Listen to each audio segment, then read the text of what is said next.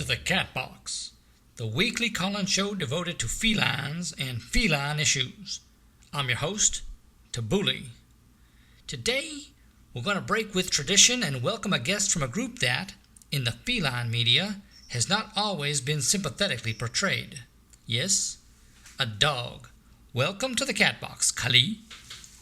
Oh, thank you, Tabuli. I've always wanted to be in the cat box. I know the cat box is located in the basement because I can smell it, but I'm not allowed to go down there. And this is like a dream come true for me. It is. Right. You may be asking yourselves, feline brothers and others, what could a dog tell us we don't already know? Well, as we all know, we're in the middle of a heated presidential campaign, and cats need to stay informed about events in order to take action.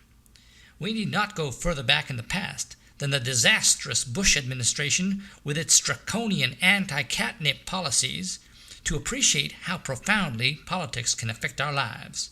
And this year, perhaps more than ever, the issue of behavior towards companion animals has come to the fore, with the astonishing revelations regarding Republican frontrunner Mitt Romney's admitted and unrepentant maltreatment of his pet dog, Seamus.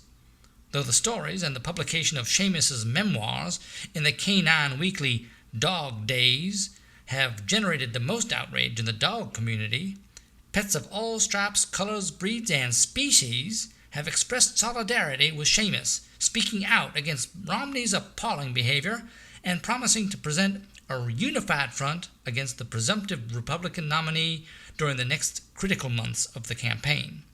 So today, Catbox is opening our forum to all species.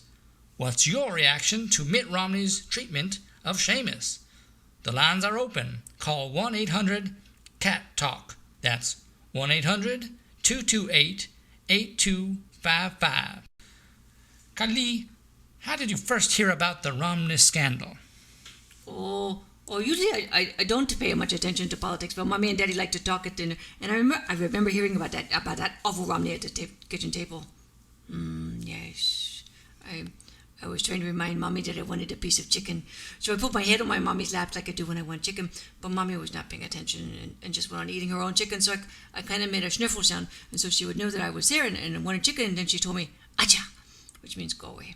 So I went to Daddy, and I put my head in his lap, and I looked up with my best hopeful look to see if maybe he could give me some chicken. But he'd already finished his chicken, so I started to see if maybe Daddy had dropped some chicken on the ground by accident, which he sometimes does, and I... Kali, we were talking about the Romney scandal. And then I just started hearing them say the word dog over and over again. Then they were going over to the computer and looking at pictures, and they kept saying Romney and dog over and over, and they were not happy. So I thought maybe Mommy had seen that I went pee-pee on the rug.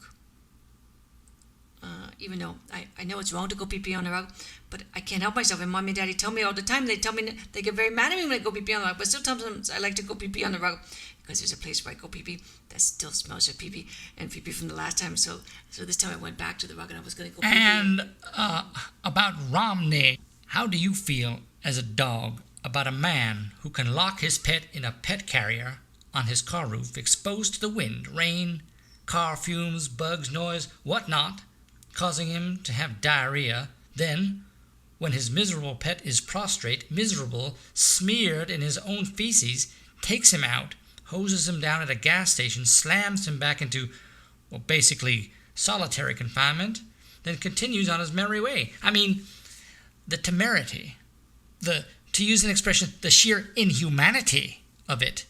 I mean, I'm a cat, and it makes my fur stand on end, and this man has the gall to talk about family values. Romney is a very bad man, and I do not like him, and I'm glad he's not my Mommy and my Daddy, because my Mommy and Daddy sometimes takes me on trips in the car, and it's fun, and I can look out the window, but mainly I lie down. And I never have to ride on top of the car, I know, because my Mommy and Daddy open the back of the tailgate, and I jump up into the back of the car next to the emergency bag and the jumper cables, and sometimes I look at Mommy and Daddy and my sissies, and sometimes I want to go sit with them, so I climb forward, and then they say, "Acha Kali," that means go away.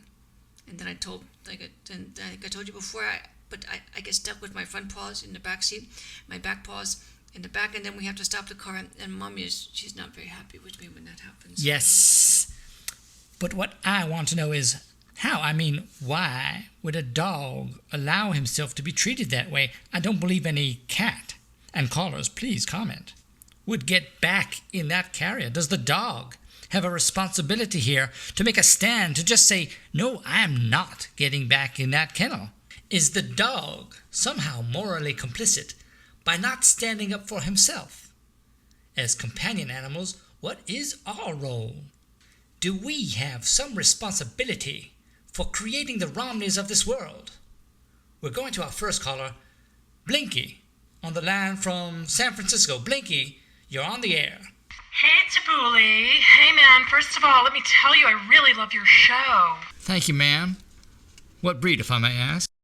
Abyssinian, Tabuli. Pure Abyssinian. I thought I heard a twang. Blinky, do you think companion animals have some responsibility for the way they are treated and maltreated? The way I see it, Tabuli, humans will be humans. I mean, look at the way they treat each other. And, those reality shows, just tasteless. What's that all about? I tell you, no cat would allow that kind of thing to happen to him. There is no way I'm getting anywhere near a pet carrier that's going on a roof. I think this is a dog issue. No way around it.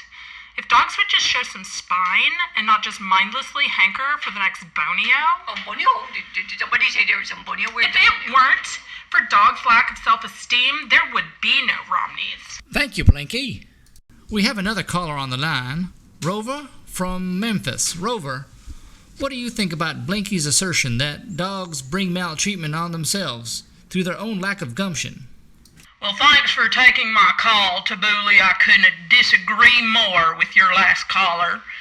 You may not realize it, and I wouldn't expect you, as a cat, to give us dogs our due, but dogs are actually the glue that holds society together. Cats have been trying to lay that cringing, spineless label on us dogs for years. And you know what? That shit just don't flush. If it weren't for dogs' faithfulness, yeah, I'm not afraid to say it, faithfulness and bigness of heart, humans would run amok. There'd be blood running in the streets. Now, don't get me wrong, I'm as good a friend to humans as the next dog. The overwhelming majority of humans are well-meaning and nice. I think the Romneys of this world give them a bad name. But I'm not buying any of this blame the victim bullshit. I think it's for lack of a better term, cat-like values like independence and indifference that allow monsters like Romney to do what they do. Kali, do you have any response to Blinky's or Rover's comment? Kali? Well, maybe we'll go to our next caller, Clarice. Yeah, I'm a parakeet. Parakeet. Tasty. Yeah, I'm from Boca Raton. What I want to say is enough. Enough. I've heard enough with the constant interspecies bickering. Cats and dogs, dogs and cats. It's not just about you. What about us? We're companion animals too. The millions of parakeets and parrots and cockatiels, cockatoos, claws and myna birds and lovebirds, doves, not to mention the snakes and the lizards and the frogs, the fish, the exotics. Whoops. Sounds like we just lost Clarice. But we do have her address, right? And looks like we're out of time. Thanks to all our guest callers today and to our sponsors. Feel free to drop me an email or visit our website at www.catbox.com. And don't forget to join me again next week. You won't want to miss our fascinating report on advances in cat litter technology. Till then, I'm Tabuli, keeping it real and in the cat box. Meow.